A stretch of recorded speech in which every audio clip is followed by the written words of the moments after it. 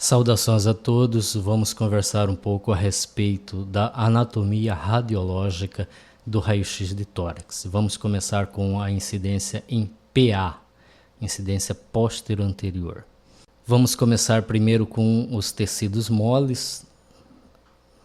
Nós temos aqui essa faixa um pouco mais cinza, que é o tecido subcutâneo. A gordura é menos densa que a musculatura e que outros tecidos moles. Então, dá essa faixa cinza, que é a sobreposição da pele e do tecido subcutâneo. Posteriormente, nós temos a densidade de tecidos moles da parede torácica, da região peitoral, a densidade de tecidos moles do braço.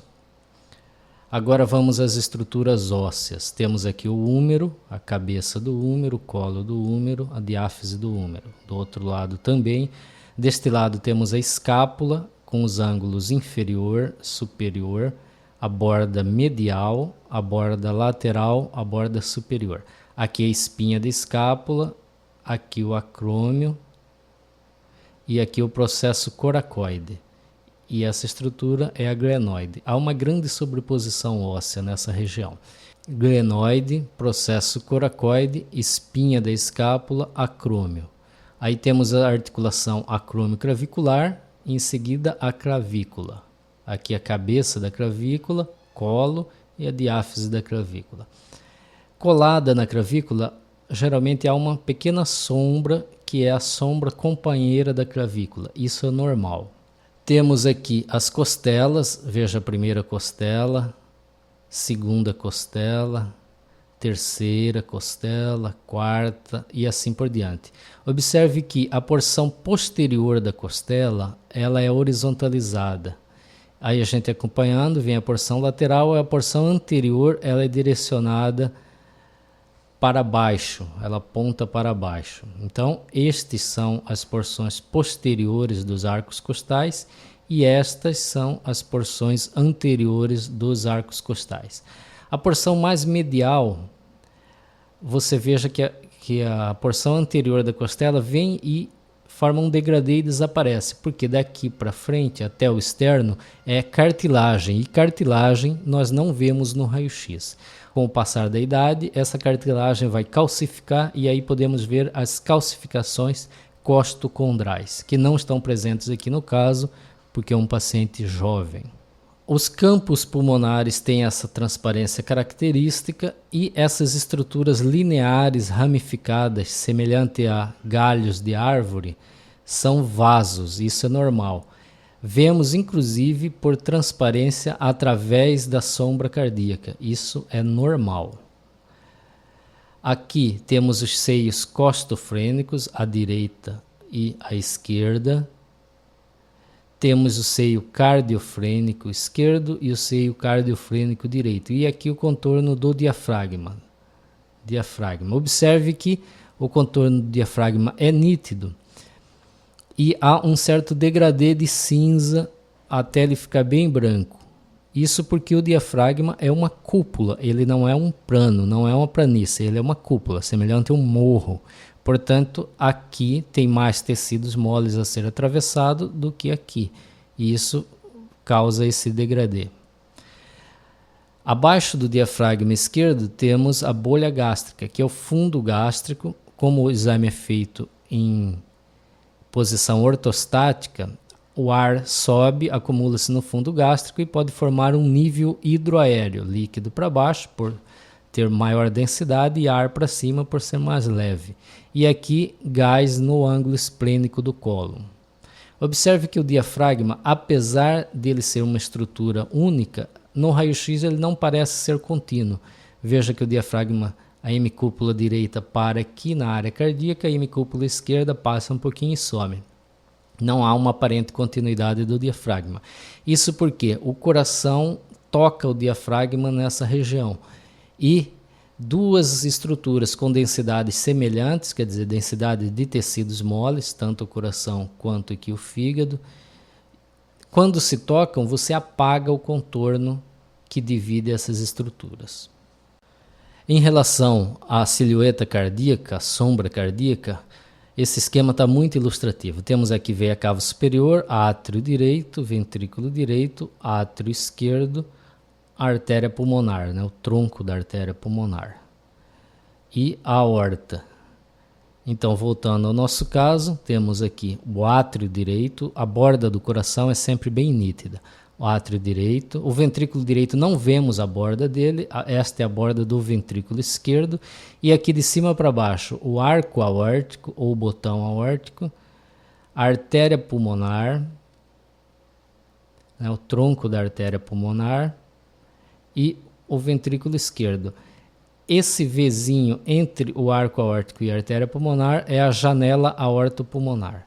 E aqui o ramo esquerdo da artéria pulmonar que vai ser componente do hilo pulmonar esquerdo.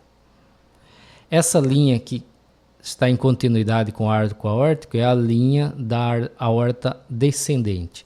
E aqui a linha da veia cava superior. Com o passar da idade, isso tudo muda, porque a aorta se alonga, se dilata e ela ectasia, ela fica tortuosa e ela se projeta aqui à direita e o arco aórtico fica mais evidente. E temos os hilos pulmonares, hilo direito e hilo esquerdo. Então, no hilo pulmonar, observe que o hilo ele é um pouco mais baixo à direita do que à esquerda, isso é o normal, e a borda externa dele é côncava, a borda externa é côncava. Eles têm a mesma densidade, já que as estruturas que os formam são semelhantes. Temos aqui, identificamos a artéria interlobar descendente, à direita, e à esquerda. Essa estrutura anelar, parece um anel, ela é uma estrutura normal. Ela é o brônquio do segmento anterior do lobo superior direito, que nessa região a gente está vendo ele de frente. Isso é normal, não é patologia. Desse outro lado, essa estrutura densa é um pequeno linfonodo calcificado, sequela, aqui no Brasil possivelmente relacionado à primo-infecção tuberculosa lá na infância, geralmente. Aqui na porção central nós temos a traqueia. A traqueia é esse tubo escuro, ele é escuro porque contém ar, o ar é preto no raio-x. E aqui ela se divide em brônquio-fonte esquerdo e brônquio-fonte direito, que é a região da carina. Temos a coluna vertebral, os processos espinhosos, os corpos vertebrais, os pedículos, pedículo, corpo vertebral, processo espinhoso. A distância entre o processo espinhoso e a borda medial de uma clavícula, idealmente, tem que ser igual dos dois lados. Este aqui está um pouquinho diferente, significa que o paciente está um pouquinho rodado. Mas, no geral, a qualidade deste exame está boa. Nessa região, há uma grande sobreposição de imagens ósseas e, ocasionalmente, forma imagens aqui como se fosse cavidade. Na verdade, são sobreposições ósseas nos campos pulmonares. Lembrar que o processo transverso de T1 é bem proeminente, às vezes simula fratura, mas não é. Lembrar também que ocasionalmente a articulação da primeira costela com a cartilagem aqui se calcifica e às vezes forma calcificações grosseiras, algumas vezes assimétricas, e dá a impressão de nódulos que na verdade não existem. Ocasionalmente dá a impressão de fratura da primeira costela, que também não existe. Existe também a articulação das outras costelas com o corpo vertebral, que às vezes o paciente discretamente rodado, isso aqui fica um pouco mais lateralizado e dá a impressão de fratura, na verdade é apenas a articulação. Aqui no perfil, geralmente perfil esquerdo, vamos ver aqui o externo, o húmero, veja aqui a cabeça do húmero, essa bola é a cabeça do húmero, porque o braço está estendido anteriormente.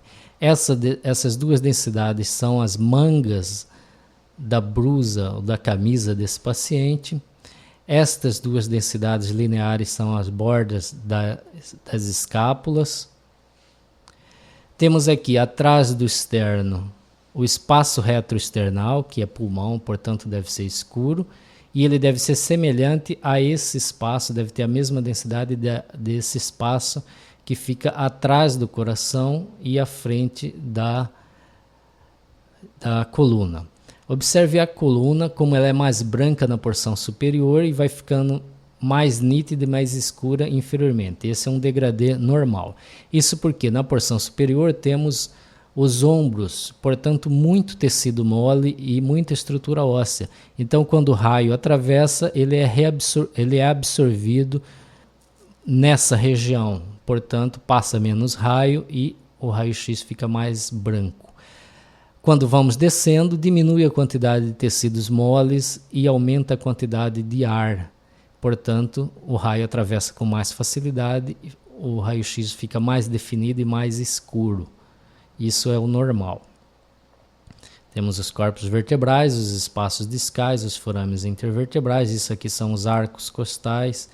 Aqui são os pedículos, processo articular superior e inferior. Aqui os tecidos moles da região do dorso. Temos o diafragma, aqui a bolha gástrica e o coração. O coração, nós temos esse esquema aqui para ilustrar. Aqui, encostado no externo, mais próximo ao externo, o ventrículo direito, a via de saída do ventrículo direito.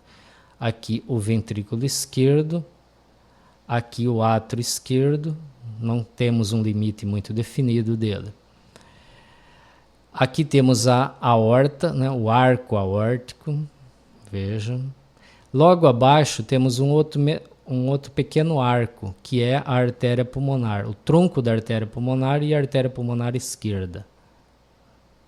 Para cá temos as veias pulmonares e aqui essa imagem tubular escura é a traqueia e ela termina em duas estruturas ovais mais escuras. Este é o brônquio do lobo superior direito, que sai horizontalmente, e aqui é o brônquio principal esquerdo. Então são estruturas normais aí no raio-x de tórax. Com isso mostramos as principais estruturas anatômicas no raio-x de tórax. Eu recomendo fortemente este site. Ele tem muita coisa boa, muita coisa importante e em relação ao raio-x de tórax, ele tem mais de 500 imagens consecutivas de raio-x de tórax normal. Porque, na verdade, o normal é bastante variável de paciente para paciente. Paciente mais magro, mais gordo, em decorrência de pequenas alterações do posicionamento e em decorrência da idade. Então, há uma faixa de normalidade. E essa familiaridade com a normalidade, de tanto olhar raio-x normal. E neste site nós temos mais de 500 imagens de raio-x normais. Tem também patologias, tem tutoriais, tem tabelas, tem algumas recomendações. É um site realmente bastante útil. Obrigado, até a próxima.